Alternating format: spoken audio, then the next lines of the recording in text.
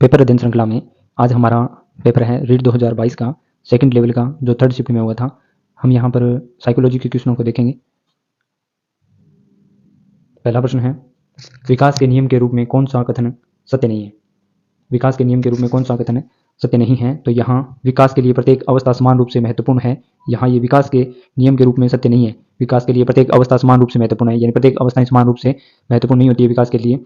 और उसके अलावा यहाँ पर विकास से परिपक्वता सीखने का परिणाम है। ये सत्य है विकास के बारे में कि परिपक्वता सीखने का परिणाम विकास है। विकास में व्यक्तिगत विभिन्नताएं होती हैं। विकास के प्रारूप पूर्वानुमेय होते हैं।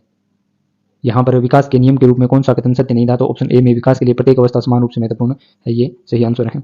अगला प्रश्न है, विकास का नैतिक सिद्धांत किसके द्वारा प्रतिपादित किया गया था? नैतिक विकास का सिद्धांत जो है, नैतिक विकास का सिद्धांत लॉरेंस कोहलबर्ग के द्वारा प्रतिपादित किया गया था। उसके अलावा लेव वाइगोत्स्की के द्वारा सामाजिक निर्मितवाद सिद्धांत दिया गया था। कोहलबर्ग ने नैतिक विकास का सिद्धांत। अगला प्रश्न है, व्यवसाय चयन में व्यक्तिगत विभिन्नताओं को निम्न द्वारा समझाया जाता है। व्यवसाय चयन के लिए व्यक्तिगत विभिन्नताओं के रूप में समझाया जाता है। तो अभिक्षमता में अंतर यहाँ पर सही आंसर दिया गया है कि व्यवसाय चयन में व्यक्तिगत विभिन्नताओं को निम्न द्वारा समझाया जाता है। अभिक्षमता में अंतर। ऑप्शनों को देखें तो यहाँ संज्ञानात्मक योग्यताओं में अंतर, स्वभावगत प्रवृत्तियां, सांस्कृतिक पृष्ठभूमि में अंतर, और अभिक्षमता में जो अंतर है वो व्यवसाय चयन में व्यक्तिगत विभिन्नताओं को निम्न द्वारा समझाया जाता है। अगला प्रश्न है, बाल विकास में वातावरण की भूमिका खालिस्तान के द्वारा सबसे सही रूप में प्रतिबिंबित होती है। तो यहाँ पर ऑप्शनों को देखें तो बाल विकास में वातावरण की जो भूमिका है वो भावगत प्रवृत्तियों से प्रतिबिंबित नहीं होती है। व्यक्तित्व की प्रकृति, प्राथमिक प्रतिक्रियाओं के तरीके और आदत निर्माण के द्वारा बाल विकास में वातावरण की जो भूमिका है उससे आदत निर्माण के द्वारा सबसे सही रूप में प्रतिबिंबित होती है। बाल विकास में वातावरण की जो भूमिका है वो आदत निर्माण के लिए, वातावरण से आदतों का निर्माण है। अगला प्रश्न है, व्यक्तित्व का शील गुण सिद्धांत किसने प्रतिपादित नहीं किया? तो यहाँ पर जो क्वेश्चन है ये बोनस दिया गया है। इस क्वेश्चन में बोनस दिया गया है और शील गुण सिद्धांत केटल के द्वारा दिए गए थे। 16 शील गुण जो सिद्धांत थे और यहाँ पर ये क्वेश्चन बोनस दिया गया है। अगला प्रश्न देखें। अगला प्रश्न है, कौन सा व्यक्तित्व परीक्षण नैदानिक निदान के लिए वैध है? कौन सा व्यक्तित्व परीक्षण नैदानिक निदान के लिए वैध है? तो यहाँ पर MMPI जो दिया गया है, MMPI का फुल फॉर्म देखें तो मिनीसोटा बहुपक्षीय व्यक्तित्व सूची होता है वो MMPI होता है। ये हाथवे व मैककिनले द्वारा दिया गया था MMPI। उसके अलावा 16 PF केटल के द्वारा दिए गए थे। और जो टेट जो प्रासंगिक अंतर्बोध परीक्षण या कथानक जो परीक्षण है ये टेट मार्गन व मुरे द्वारा दिया गया था। तो यहाँ पर पूछा है कि कौन सा व्यक्तित्व परीक्षण नैदानिक निदान के लिए वैध है? तो नैदानिक निदान के लिए यहाँ MMPI मिनीसोटा बहुपक्षीय व्यक्तित्व सूची जो है यहाँ पर नैदानिक निदान के लिए पूछा गया है। अगला प्रश्न है, रॉबर्ट जे स्टर्नबर्ग द्वारा बुद्धि का कौन सा सिद्धांत प्रस्तावित किया गया? रॉबर्ट जे स्टर्नबर्ग द्वारा बुद्धि का कौन सा सिद्धांत प्रस्तावित किया गया? तो यहाँ पर ऑप्शन जो है इसमें बोनस दिया गया है क्वेश्चन में।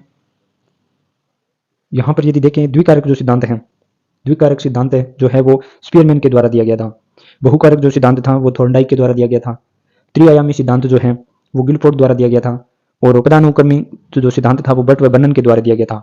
और यहाँ पूछा है रॉबर्ट जे स्टर्नबर्ग का, तो यहाँ पर स्टर्नबर्ग ने जो सिद्धांत दिया था उसे त्रितंत्र के नाम से जाने जाते हैं, जबकि गिलफोर्ड ने यहाँ त्रिआयामी सिद्धांत दिया था और यहाँ इस क्वेश्चन में बोनस दिया गया है। अगला प्रश्न है, निम्न में कौन सा बुद्धि का निष्पत्ति परीक्षण है? बुद्धि का निष्पत्ति प्रश्न पूछा है। यहाँ पर जो बुद्धि का निष्पत्ति परीक्षण बताया है वो भाटिया बेंट्री परीक्षण जो है वो बुद्धि का निष्पत्ति परीक्षण है। उसके अलावा जालोटा सामान्य बुद्धि परीक्षण दिया है, आर्मी अल्फा परीक्षण दिया है, ड्रोएमेन परीक्षण दिया है, लेकिन यहाँ पर बुद्धि का निष्पत्ति परीक्षण पूछा गया है तो भाटिया बेंट्री परीक्षण होगा। अगला प्रश्न है, व्यक्तिगत विभिन्नताओं की प्रकृति के लिए निम्न में कौन सी अवधारणा सत्य नहीं है? व्यक्तिगत विभिन्नताओं की प्रकृति के लिए निम्न में कौन सी अवधारणा सत्य नहीं है? तो यहाँ जो अधिगम समानता शब्द जो है यहाँ पर ये व्यक्तिगत विभिन्नताओं की प्रकृति के लिए सही नहीं दिया गया है। उसके अलावा व्यक्तिगत विभिन्नताओं की प्रवृत्ति के लिए सामान्य संभाव्यता, विचलनशीलता, शील गुणों का अंतर संबंध ये सभी व्यक्तिगत विभिन्नताओं की प्रकृति के अंदर है, अवधारणा के अंदर है, लेकिन अधिगम समानता जो है ये व्यक्तिगत विभिन्नताओं की प्रकृति में नहीं है। अगला प्रश्न, प्रतिभाशाली बालकों की शिक्षा के लिए कौन सा उपाय प्रासंगिक नहीं है? यहाँ पर प्रतिभाशाली बालकों के लिए शिक्षा की बात हो रही है और उपाय जो सही नहीं है यानी प्रासंगिक नहीं है ये पूछा है। तो यहाँ ऑप्शन में दिया है उपचारात्मक अध्ययन जो है ये प्रतिभाशाली बालकों के लिए उपयुक्त नहीं होता है। उसके अलावा ऑप्शन में पाठ्यक्रम की समृद्धि, श्रेणी की उन्नति और विशेष कक्षाएं लगाना ये प्रतिभाशाली बालकों के लिए उपयुक्त होते हैं, लेकिन उपचारात्मक अध्यापन जो है वो पिछड़े बालकों के लिए किया जाता है। यहाँ प्रतिभाशाली बालकों के लिए ये उपयुक्त नहीं है, तो आंसर उपचारात्मक अध्यापन होगा। अगला प्रश्न है, कौन सी विकृति अधिगम अक्षमता का एक प्रकार है? कौन सी विकृति अधिगम अक्षमता का एक प्रकार है? यहाँ अधिगम अक्षमता का पूछा है, सीखने में कठिनाई, यहाँ पर डिसलेक्सिया होगा।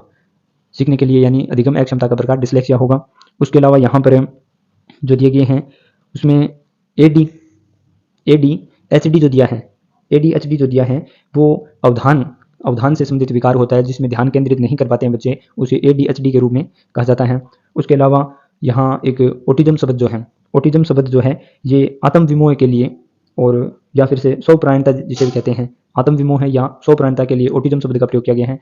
और क्रेटिनिज्म शब्द जो है, क्रेटिनिज्म जो शब्द जो है ये एक चिकित्सा के रूप में है, जहाँ आयोडीन की कमी के कारण ये होता है। तो यहाँ अधिगम अक्षमता का पूछा गया था, जिसमें डिसलेक्सिया होगा। अगला प्रश्न है, कुसमायोजन का कौन सा तत्व है विशेष रूप से निर्णय लेने से संबंधित है? कुसमायोजन का कौन सा तत्व निर्णय लेने से संबंधित है? यहाँ पर कुसमायोजन में निर्णय लेने से संबंधित जो पूछा गया है वो द्वंद्व होगा, या दो विचारों को में से एक को चुनना। यहाँ पर निर्णय लेने से संबंधित द्वंद्व जो शब्द है, द्वंद्व कुसमायोजन के अंदर ये द्वंद्व यहाँ पर सही आंसर होगा। उसके अलावा यदि कुंठा की बात करें, कुंठा जो होती है वो उसे अवसाद भी कह सकते हैं, बगनासा भी कहते हैं कुंठा को। ये तनाव, क्रोध, चिंता, दबाव इन सब से मिलकर बनती है कुंठा। अगला प्रश्न है, जेपी गिलफोर्ड के अनुसार सृजनात्मक बालकों की विशेषता कौन सी नहीं है? यहाँ पर गिलफोर्ड के अनुसार सृजनात्मक जो बालक हैं उनकी विशेषता नहीं है। गिलफोर्ड के अनुसार सृजनात्मक बालकों की विशेषता नहीं है, तो यहाँ चिंतन में समानुभूति जो है, यहाँ सृजनात्मक बालकों की विशेषता नहीं है गिलफोर्ड के अनुसार। गिलफोर्ड ने सृजनात्मक बालकों के लिए समस्या के बहुविधि उत्तर और चिंतन में लचीलापन और चिंतन में मौलिकता को सृजनात्मक बालकों की विशेषता बताया, न कि चिंतन में समानुभूति को। अगला प्रश्न है, ट्राइसोमी 21 को कहा जाता है? ट्राइसोमी 21 को कहा जाता है तो उसे डाउन संलक्षण कहा जाता है। ट्राइसोमी 21 को डाउन संलक्षण यानी डाउन सिंड्रोम जो होता है, डाउन संलक्षण कहा जाता है। अगला प्रश्न है, निम्न में कौन सा थोर्नडाइक के सीखने के नियमों का हिस्सा नहीं है? थोर्नडाइक के जो सीखने के नियम थे उनका हिस्सा नहीं है यहाँ पर। तो थोर्नडाइक ने जो बताए थे वो 3 नियम बताए थे, तत्परता का नियम, यहाँ अभ्यास का नियम और प्रभाव का नियम, ये 3 नियम बताए थे। साहचर्य का नियम ये थोर्नडाइक के नियमों का हिस्सा नहीं है। साहचर्य के बारे में बात करते हैं जो पावलोव थे, पावलोव साहचर्य के बारे में चर्चा करते हैं, लेकिन थोर्नडाइक ने तत्परता का, अभ्यास का और प्रभाव का नियम दिया था। प्रभाव को नियम को हम संतोष या परिणाम का नियम भी कहते हैं। अगला प्रश्न है, निम्न में कौन सा कक्षा में सीखने को प्रभावित करने वाला मनोवैज्ञानिक कारक है? तो यहाँ अभिप्रेरणात्मक एवं संवेगात्मक अवस्था जो है, यहाँ सीखने को, कक्षा में सीखने को प्रभावित करने वाला मनोवैज्ञानिक कारण है। मनोवैज्ञानिक कारण पूछा है, कक्षा में सीखने को प्रभावित करने वाला मनोवैज्ञानिक कारण जो है अभिप्रेरणात्मक एवं संवेगात्मक अवस्था। उसके अलावा यहाँ ऑप्शन में दिए गए थे स्वास्थ्य, उम्र एवं जेंडर दिया गया था। कक्षा में सीखने को प्रभावित करने वाले मनोवैज्ञानिक कारणों में परिपक्वता का स्तर दिया गया था, विषय वस्तु की अर्थपूर्णता, लेकिन इन सभी से हटकर मनोवैज्ञानिक जो कारक है अभिप्रेरणात्मक एवं संवेगात्मक अवस्था। अगला प्रश्न है, अधिगम का अंतर्दृष्टि सिद्धांत किसके द्वारा प्रतिपादित किया गया था? अधिगम का अंतर्दृष्टि सिद्धांत जो वोल्फगैंग कोहलर हैं उनके द्वारा अंतर्दृष्टि सिद्धांत दिया गया था। और ब्रूनर ने जो सिद्धांत दिया था, जेरोम ब्रूनर ने संरचनात्मक निर्मितवाद का सिद्धांत दिया था। और एरिक्सन के द्वारा जो सिद्धांत दिया गया था वो मनोसामाजिक विकास सिद्धांत दिया गया था, और अंतर्दृष्टि का सिद्धांत कोहलर द्वारा दिया गया। अगला प्रश्न है, अधिगम के समस्या समाधान उपागम का अंतिम चरण कौन सा है? समस्या समाधान का अंतिम चरण यहाँ पर पूछा है, तो यहाँ समस्या समाधान उपागम का निष्पादन का सत्यापन जो है वो अधिगम में समस्या समाधान का अंतिम चरण है, निष्पादन का सत्यापन। अगला प्रश्न है, समायोजन के लिए एक युक्ति के रूप में रक्षात्मक युक्तियों के प्रयोग को मौलिक रूप से किसके द्वारा प्रस्तुत किया गया था? सिगमंड फ्राइड ने समायोजन के लिए एक युक्ति के रूप में रक्षात्मक युक्तियों के प्रयोग को मौलिक रूप से प्रस्तुत करने का प्रयास किया था, सिगमंड फ्राइड के द्वारा। अगला प्रश्न है, निम्न में कौन सा बाह्य अभिप्रेरण का उदाहरण है? तो यहाँ पर पुरस्कार जो है वो बाह्य अभिप्रेरणा है। उसके अलावा उपलब्धि की आवश्यकता, चिंता, आकांक्षा स्तर, ये बाह्य अभिप्रेरण के उदाहरण नहीं है। पुरस्कार जो है एक बाह्य अभिप्रेरण है।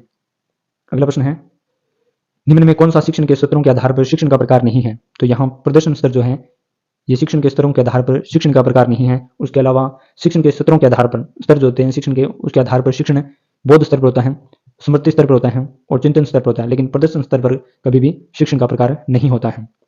अगला प्रश्न है, ड्वाइट डब्ल्यू एलन के द्वारा कौन सी शिक्षण अधिगम विधि प्रस्तुत की गई? तो यहाँ सूक्ष्म जो शिक्षण है, माइक्रो टीचिंग जो है, ये ड्वाइट डब्ल्यू एलन के द्वारा शिक्षण अधिगम विधि जो है वो माइक्रो टीचिंग यानी सूक्ष्म शिक्षण जो है ये प्रस्तुत की गई थी।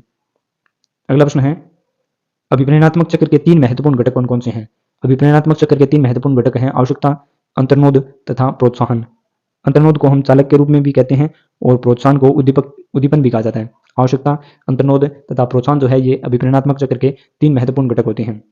अगला प्रश्न है, क्रियात्मक अनुसंधान का प्रमुख उद्देश्य है। क्रियात्मक अनुसंधान का प्रमुख उद्देश्य रूपांतरकरण जो है, रूपांतरकारी जो है यहाँ पर क्रियात्मक अनुसंधान का प्रमुख उद्देश्य है। यहाँ ऑप्शन में क्रियाविधि, नैदानिक और विवरणात्मक दिया है, लेकिन क्रियात्मक अनुसंधान का प्रमुख उद्देश्य रूपांतरकारी है। अगला प्रश्न है, उपलब्धि परीक्षण के निर्माण के लिए निम्न में कौन सा सत्य नहीं है। उपलब्धि परीक्षण के निर्माण के लिए यहाँ मूल्यांकन जो है ये जरूरी नहीं है। उपलब्धि परीक्षण के लिए विश्वसनीयता, वैधता और वस्तुनिष्ठता ये जो है ये उपलब्धि परीक्षण के लिए यहाँ मूल्यांकन जरूरी नहीं है। उपलब्धि परीक्षण में विश्वसनीयता, वैधता और वस्तुनिष्ठता होगी। अगला प्रश्न है, राष्ट्रीय पाठ्यचर्या रूपरेखा को किस वर्ष में प्रस्तावित किया गया। तो यहाँ वर्ष 2005 में राष्ट्रीय पाठ्यचर्या रूपरेखा जो है वो 2005 में प्रस्तावित की गई। अगला प्रश्न, इस प्रश्न में बोनस दिया गया प्रश्न था, आकलन का कौन सा प्रकार शिक्षण अधिगम प्रक्रिया से संबंधित नहीं है। यहाँ जो आकलन का कौन सा प्रकार शिक्षण अधिगम प्रक्रिया से संबंधित नहीं है, इस प्रश्न में बोनस दिया गया।